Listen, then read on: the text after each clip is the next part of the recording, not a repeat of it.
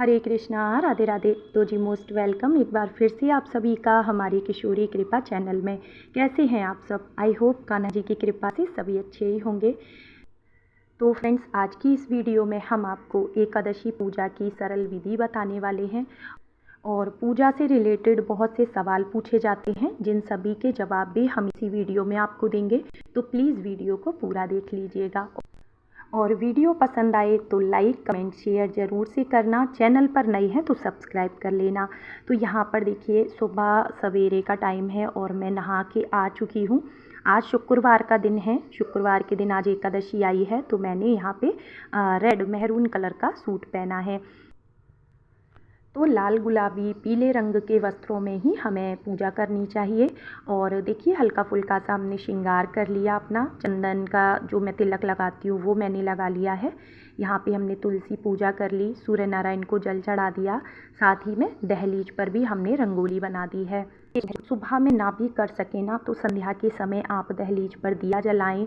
लक्ष्मी जी के चरण बना सकते हैं, स्वास्तिक बना सकते हैं, जो भी आपको अच्छा लगे। अब ये सुबह का समय है तो मैं यहाँ केवल धूप बत्ती जला रही हूँ। आज सुबह मैं उठने में थोड़ा सा लेट हो गई थी। आप सभी को पता है कि मेरी तबीयत थोड़ा ठीक नहीं चल रही है, इसलिए। तो अब हम आ गए हैं सीधा किचन में और एक पात्र हमें चाहिए होगा भगवान के स्नान के लिए। ताज़ा साफ़ जल हमने ले लिया है। अच्छा, जो लोग भी किसी ऐसी जगह रहते हैं जिन्हें सुबह सुबह ताज़ा जल नहीं मिलता, तो आप मिट्टी का एक मटकी या घड़ा आप लेके रखें। उसमें जल भर के रख लिया करें रात को, क्योंकि मिट्टी के पात्र में रखा हुआ जल बहुत ही शुद्ध होता है। ठीक है। और अगर मिट्टी का पात्र नहीं है तो रात ही में एक जल के लोटे में आप गंगा जल डाल के जल भर के रख सकते हैं। अब देखिए, क्योंकि एकादशी तिथि है तो आज के दिन हमें पंचामृत स्नान कराना है भगवान को। तो यहाँ पे हमने रात में दही जमा दिया था। दही ले लिया है, दूध ले लिया है, थोड़ा सा हम घी डालेंगे और शक्कर डालेंगे, शहद डालेंगे। तो दूध, दही, घी, शक्कर, शहद, ये पांचों चीज़ें मिलाकर पंचामृत तैयार हो जाता है। और गाय का दूध आपको मिल जाए तो बहुत अच्छा, नहीं तो जो भी दूध आपके घर आता है वो आप लें। और अगर कच्चा दूध ना हो तो फ्रिज का रखा ठंडा दूध लें। ठीक है। उबाला हुआ गर्म दूध आपको इसमें नहीं डालना है। तो यहाँ पर देखिए, पंचामृत को हम अच्छे से मिक्स कर लेंगे और जल हमने ले लिया है, साथ में हम फूल ले लेंगे। तो जो भी फूल आपको आसानी से उपलब्ध हो जाएं वो आप ले लें।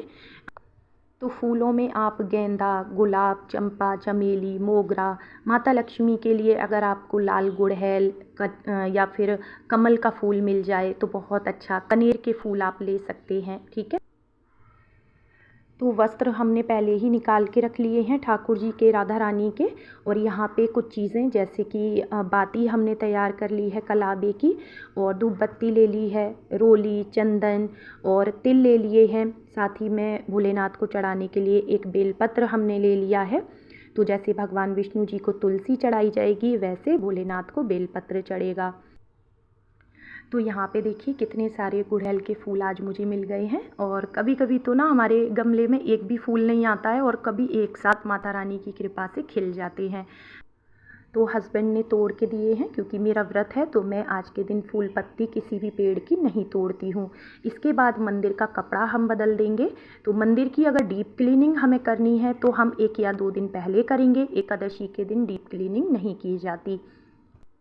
इसके बाद एक पात्र में देखिए हम यहाँ पे पुष्प डाल ले रहे हैं और अपने सभी विग्रह को हम इसमें विराजमान करेंगे। तो लड्डू लाडली का स्नान मैं अलग से कराऊंगी, वो बड़े हैं।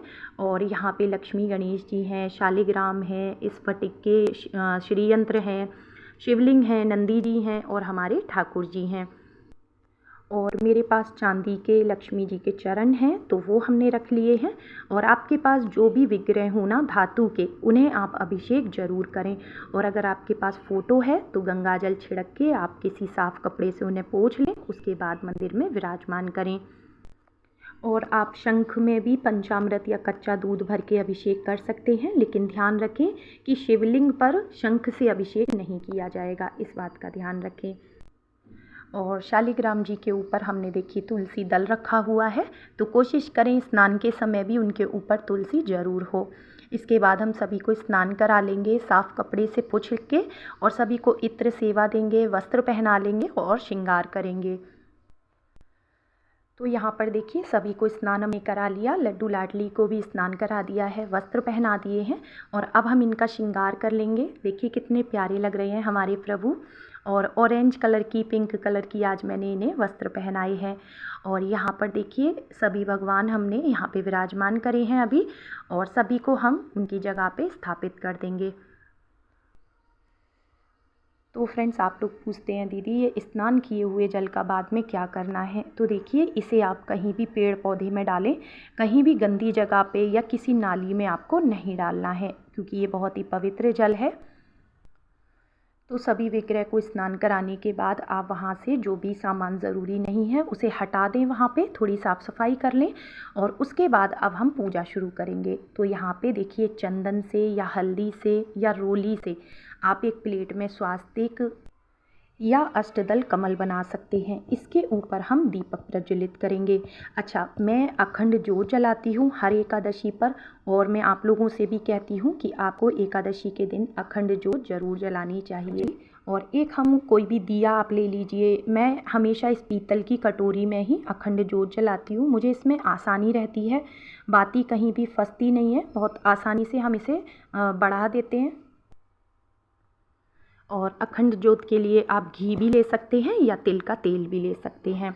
और थोड़े से तिल डाल के देखिए हमने दिए को रख दिया है। अब हम जला लेंगे पहले ज्योत को। और जब भी कोई बड़ी पूजा होती है तो दीपक का पूजन हमें ज़रूर करना होता है। तो यहाँ पे हम जो है चंदन से तिलक कर दिया है, पुष्प अर्पित कर दिया, थोड़े से तिल डाल देंगे। और जो लोग भी जॉब करते हैं, सुबह में घर पे नहीं रहते, तो वो शाम के समय भी अखंड ज्योत जला सकते हैं, जो कि पूरी रात जलनी चाहिए।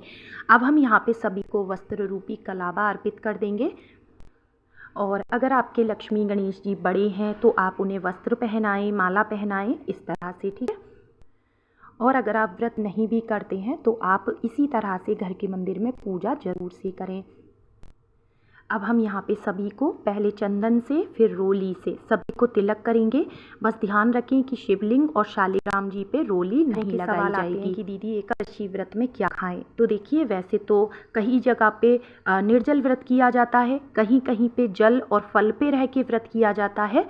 लेकिन अगर आप जल फल पे भी व्रत नहीं कर पा रहे हैं तो आप कूटू सिंघाड़ी के आटे का हलवा बना सकते हैं, पूड़ी बना सकते हैं, आलू टमाटर की सब्ज़ी आप ले सकते हैं, ठीक है। कद्दू खा सकते हैं, लौकी खा सकते हैं। और अगर बात करें सेंधा नमक और काली मिर्च, हरी मिर्च खा सकते हैं, हरा धनिया खा सकते हैं।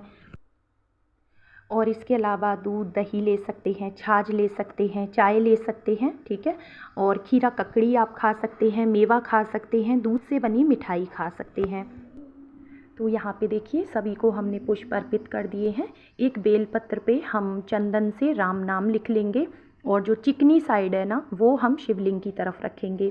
तो हम ये शिव जी को बेलपत्र चढ़ा देंगे और बाकी सभी अपने ठाकुर जी को, श्री हरि भगवान विष्णु जी को तुलसी पत्र अर्पित करेंगे। तो पत्र का होना बहुत ज़रूरी है, लेकिन ध्यान रखें एकादशी और द्वादशी पर तुलसी तोड़ी नहीं जाएंगी, तो आप दशमी के दिन ही तुलसी थोड़ी ज़्यादा सी तोड़ के रखें।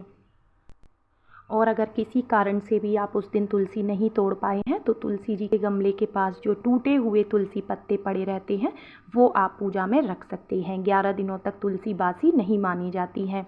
अब सबसे पहले एक लोटे में हम जल भर के रखेंगे, इसमें तुलसी डालेंगे और आप चाहें तो कलश की स्थापना आप कर सकते हैं, लेकिन मैं बिल्कुल सरल विधि से पूजा करती हूँ, वही मैं आपके साथ शेयर कर रही हूँ। इसके बाद अब हम भोग लगाएंगे। तो भोग में हम सबसे पहले अगर लड्डू गोपाल जी हैं तो दूध का भोग लगाएंगे।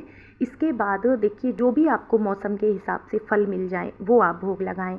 तो जैसे हमने यहाँ पे आम का भोग लगाया है, अपरा एकादशी में खीरा ककड़ी का भोग लगाया जाता है, तरबूज खरबूज का भोग आप लगा सकते हैं। और माता लक्ष्मी के लिए यहाँ पे हमने दूध से बनी मिठाई का भोग लगाया है। अगर मिठाई नहीं हो तो फिर हम बताशे का भोग या मिश्री का भोग भी रख सकते हैं। और क्योंकि हमारा व्रत रहता है एकादशी पर तो हम ठाकुर जी को अन्न का भोग आज के दिन नहीं लगाते। अब देखिए जो हमने अखंड ज्योत जलाई है उसे हमें जगह से बिल्कुल भी नहीं हिलाना है, ठीक है। वो पूरे 24 घंटे वो जलती रहेगी। और अब हम एक घी की ज्योत अलग से तैयार कर रहे हैं। तो घी की जोत जलाने के बाद ही हम कथा पढ़ेंगे और इसी दीपक से फिर हम आरती कर देंगे। और भोग आपको आरती से पहले ही रखना है, ठीक है। अब इसके बाद हाथ में पुष्प और तिल लेकर के एकादशी की कथा पढ़ेंगे। और इसके अलावा विष्णु चालीसा, लक्ष्मी चालीसा या फिर विष्णु सहस्त्र नाम, श्री सूक्त का पाठ आप कर सकते हैं। हवन भी आप कर सकते हैं आज के दिन, ठीक है। बस ध्यान रखिएगा कि हवन सामग्री में अक्षत नहीं होने चाहिए। और देखिए उसी घी के दीपक में हमने कपूर और लौंग डाल ली है। इससे अब हम भगवान की आरती करेंगे। तो गणेश जी की आरती, भगवान विष्णु जी की ओम जय जगदीश हरे वाली आरती आप कर सकते हैं। और आप अपने इष्ट देव की आरती भी कर सकते हैं। इसके बाद 3 बार जल फेर के हम भगवान को आरती देंगे। और कुछ दक्षिणा 5 रुपये, 10 रुपये जो आपके पास हो वो चढ़ाएं आप आरती में। इसके बाद घर के सभी सदस्य मिलकर आरती लें। पूजा में रही कमियों के लिए क्षमा याचना ज़रूर से कर लें। दान के लिए निकाले जाते हैं। तो अगले दिन पारण से पहले सुबह आप दोबारा से भगवान की पूजा करें और भगवान को भोग लगाएं। और कुछ दान दक्षिणा निकालने के बाद ही या ब्राह्मण को भोजन कराने के बाद ही आपको अपना व्रत खोलना है।